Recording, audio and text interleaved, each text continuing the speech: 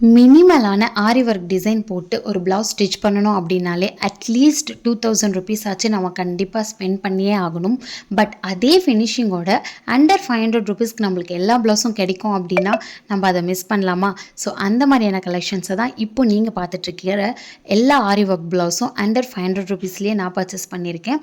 ஆரி work மட்டும் இல்லாமல் இப்போதைக்கு எம்ப்ராய்டரி ஒர்க் ப்ளவுஸுமே ரொம்ப ட்ரெண்டிங்காக இன்னும் லுக்கை என்ஹான்ஸ் பண்ணுற மாதிரி ட்ரெண்டிங்கில் இருக்குது.